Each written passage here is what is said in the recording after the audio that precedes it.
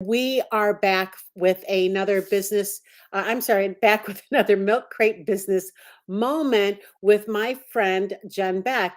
And Jen has a great story to tell us today. And it's really about, hold on one minute, Jen. I just wanted to pull your bio over here and look at it because it was really, really good here. And I wanted to introduce you the proper way. Is that okay? That's So great. Thanks.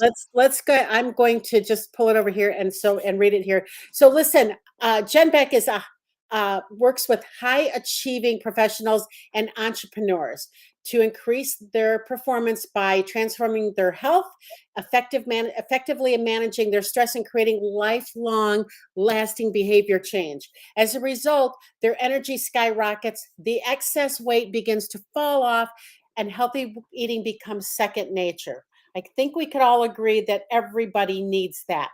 Jen is the founder of Complete Health Revolution, a registered nutritional consultant, LIIFT.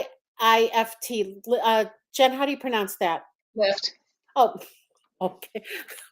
Lift on therapy practitioner, coach, and speaker who has over 20 years of experience combining behavior changes, stress management, nutrition, and human transformation. And Jen has spoken to Fortune 100 companies and international audiences.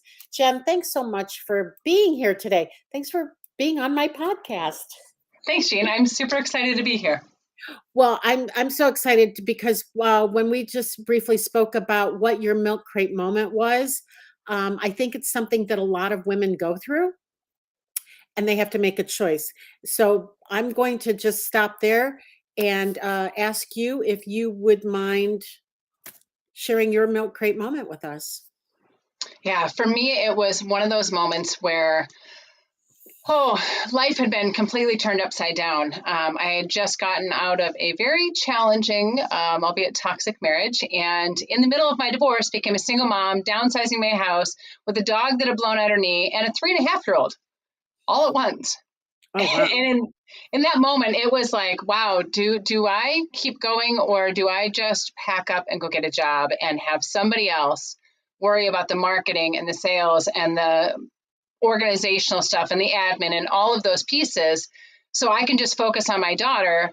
Or do I really step in to my passion and my business and create an example of a woman that is tenacious and resilient and courageous and can build a business while raising a daughter, and I get to choose how I live my life and be that role model for her so that it empowers her to live her life the way that she wants to, versus kind of falling into the day-to-day doldrums of just going through the motions.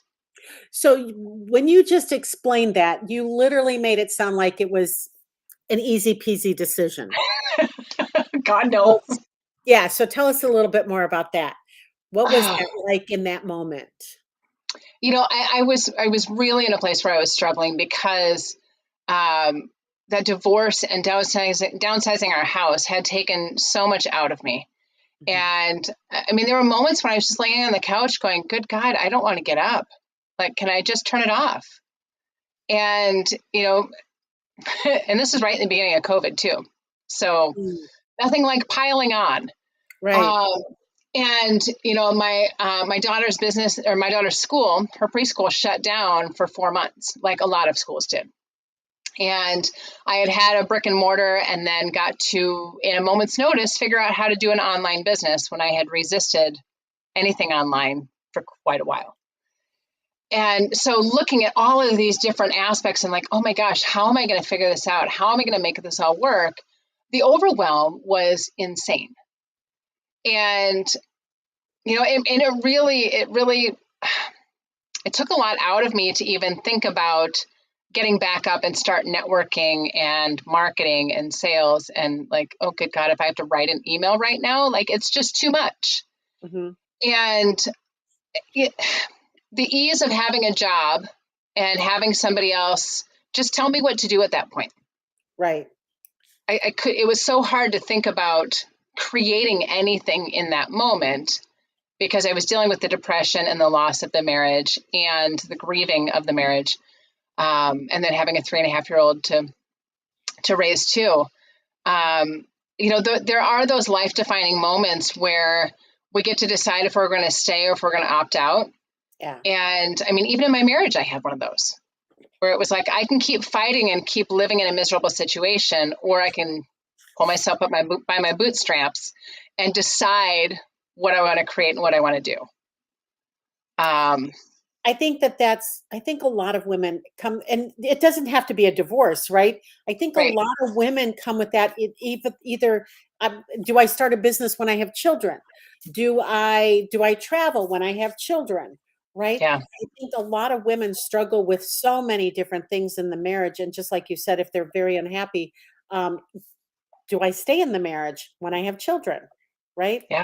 So kudos to you for making a decision, right? Because I know that had to be a difficult decision, right? Especially when it was starting COVID, right? Like, where do you live? Do you give the kid to her dad on the weekends? Because what if he has COVID? We didn't know anything about COVID, right? Right. It's like, Yeah. so so take us through after that. What happened after that moment? After you You know, made the decision. yeah. So making the decision was really about what kind of life I wanted to have with her and for her. Yeah. Because, I mean, I've been an entrepreneur since I was 26. I decided I was an entrepreneur way before. Like, I decided I was going to either own a business or run a business by about the age of 19 because my dad owned one. Okay. I wasn't a great employee. I didn't like people telling me what to do. And the idea of sacrificing time with my daughter, especially in those young years, for somebody else to tell me I have to be there from 8 to 5. I remember getting in trouble when I was doing temp work and I showed up at 8:05. I would stay until 5:30, but my boss couldn't understand why the extra half an hour I gave didn't make up for the 5 minutes that I was late. Because for me, Mhm. it's, I mean, I've always wanted my own time. And I think that that's one of the greatest gifts that I saw growing up with my dad having his own time. So the sacrifice of giving up that time with my daughter, I mean, I get to meet her at the bus at 3:30 in the afternoon now. We get to go Right. to the park for a half an hour or snuggle up and read a book. And I would lose that time with her. And having the flexibility to be able to go on, field trips or volunteer in her classroom, those wouldn't be possible if I was not controlling my own schedule. So that was a huge driver for me. Not only that, but the amount of money that I can make as a business owner in comparison to what somebody's going to pay me as a salary, like, it just was a hard pill to swallow. I had been pursued by University of Cincinnati their hospital when they launched a holistic program, and they told me that it would be a 60-40 split. They would get the 40 and I would get the 60, and I was still like, oh, I mean, I appreciate you doing the marketing, but I want to be able to set my prices and control how much money I make or don't make. So for me, that's that sense of, control is not necessarily a bad word. It can be if we're overly controlling. Well, But living in that powered state was really important for me. and I completely understand that because I decided to become self-employed the moment my son was born, my first son, right? That I, Yeah. for the exact reasons, Jen, and we're quite a few years apart, right? So 20 years before that, right, I was decided to stay home with my son when that nurse put that first baby in my arms, and I knew how unhappy I would be to leave him. So Mm-hmm. I get it 100% why. But unlike you, I had other kids and I didn't create that freedom that I would have liked. And maybe it's because I had a safety cord there, right? That my Mm, husband has a great job and I didn't have to work as hard as I do now. Not that I have to work hard now, but I choose to now, right? yeah, Because the kids are all grown and things. So, what do you see yourself doing after what's your daughter's name? Riley. Riley. What do you see yourself doing when Riley is even in high school, right? Or a little bit more self-sufficient? Where do you see yourself in 10 years? I see myself speaking a lot more. Speaking for me as a passion, and as much as I would love to be able to travel and speak a couple times a month, I did that a couple months ago, and that was a bit much for both of us. Hmm. So being able to do more of that, I love to travel. And at that age, I want to be able to travel with her and be able to bring her on trips and experience, more of the world. And leading my own events and really having this dynamic company, community, and an entity that is creating a massive life change in the world. I know that I create a lot of change and the ripple effect with the clients that I work with, the groups that I work with.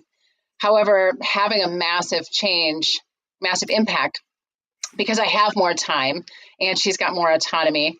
I can do happy hours without worrying about bedtime and, do networking things at 7 a.m. versus after the bus is gone, things like that.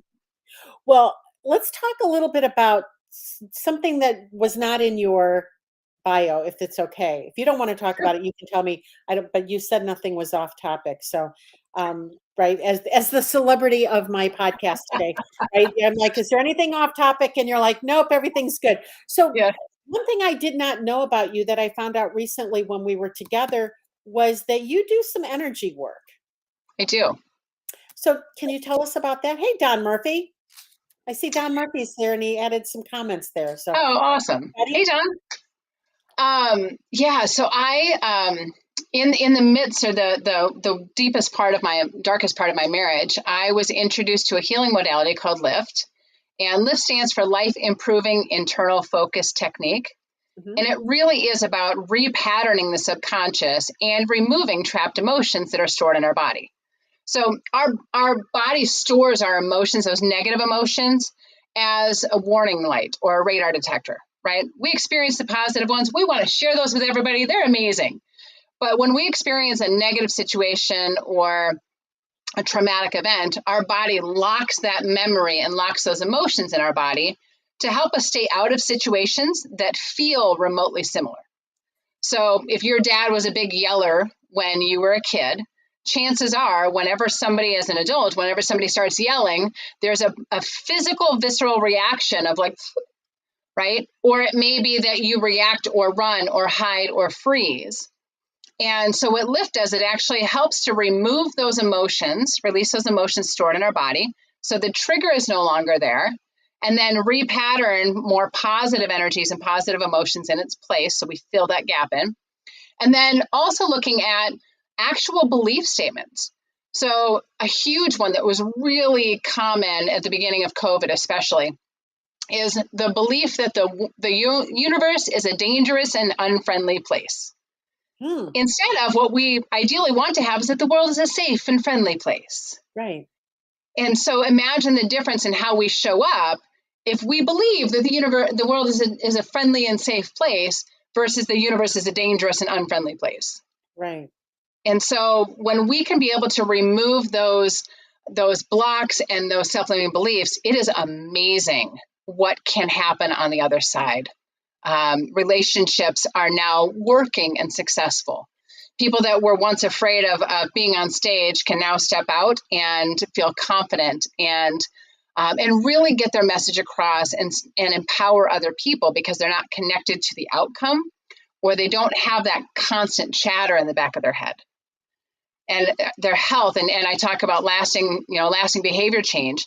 When we can really step into the belief that, man, I'm lovable just the way I am, and I deserve to feel amazing, body, mind, and soul. We completely change the way that we show up and interact with lifestyle changes and how we take care of ourselves and things like that. Wow.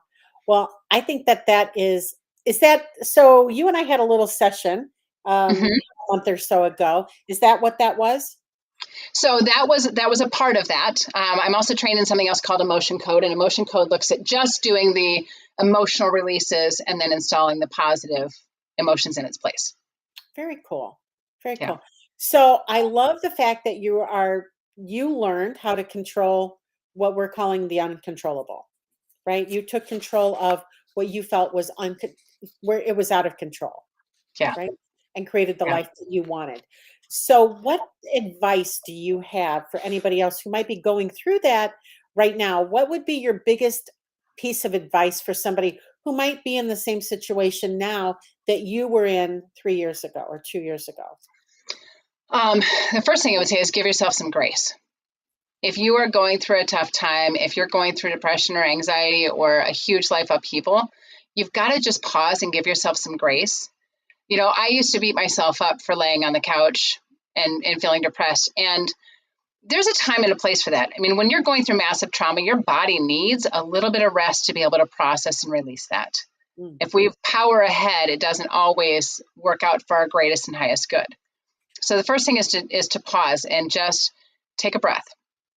The second thing is to really look at and assess what's really important for you, right? And I have friends that have been in a bad situation like that, and they have gone and gotten a job, and it's been a great business loan, so that allows them to be able to take care of themselves. Right. And then they go back into a business or they create something new. And the third thing is really decide what you want to create in your life. When we're just going through the motions, it's really easy to perpetuate the depression or the anxiety or feeling the lack or the scarcity. When we look at what do I want to create and really imagine the vision of where you want to be 6 months, a year, 5 years from now, and just take a baby step. It doesn't have to be a big, massive change, but just take a step. Me doing a little bit of blog writing or going to one networking event or having one virtual coffee with somebody. It was enough to be able to keep me plugged in until I could regain the strength and continue to heal to be able to get to the other side. And then I have the ability to create and really step into significant creation versus just baby stepping into it. I love that. Well, so let's say somebody has a need for what you have to offer, because it's Yeah, not just about a broken marriage. It's about a broken, probably anything, right? yeah. A broken heart, a broken way of doing things, or even just a broken spirit, right? Yeah, and Jean, the thing is, it doesn't even have to be broken, but those self-limiting beliefs and the trauma that we experience, it doesn't. I will tell you, most of the time, it doesn't break us. If you look at any high achiever, they are a higher achiever because they went out to produce something to be able to break through that, to be able to move through it. Gotcha. And so for most of the people that I work with, they're really looking at creating more, whether it's digging out of a hole or just exponentially growing what they already have. Well, let's talk about this then. If somebody needs that, right? How do they Yeah. get in touch with you? So they can reach out to me on social media. Jen Beck, Complete Health Revolution. And Jean, for your community, I want to be able to just offer this because I know that in today's day and age, there's a lot of people that want more and they're really trying to create that. Yes. I have a couple of spots available in my calendar over the next 2 weeks for what I call a barrier breakthrough session. And this is really an opportunity for us to sit down and go, okay, where are you at now? Where do you want to be? And discover the things that are holding you back and then create an action plan to help you get there. So like I said, I've just got a couple of these spots that I can gift. They're normally a $495 value. But if you go to talkwithjenbeck.com, you can actually fill out a quick little form. It'll give you a link to my calendar and you can be able to take advantage of one of those spots. This is really for that person is like, I just am ready for more. I'm ready to expand and 10x my life.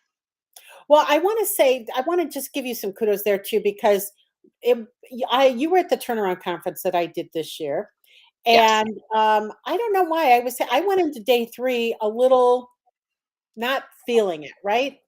And you had said something to me about how would you like some help with this?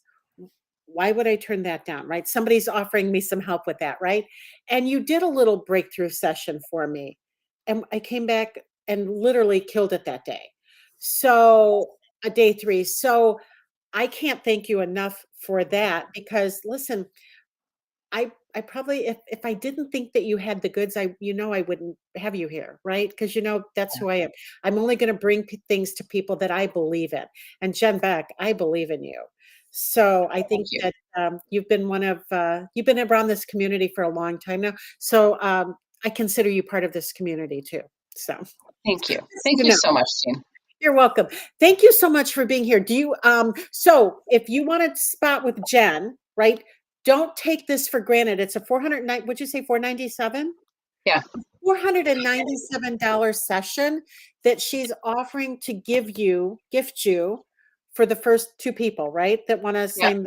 sign up for that. I would not wait. And they can contact you at jen@completehealthrevolution.com.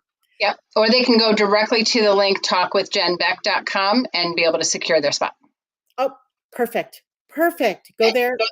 Talk with Jen Beck. I wish I would have known that. I would have put that in there. Talkwithjenbeck.com.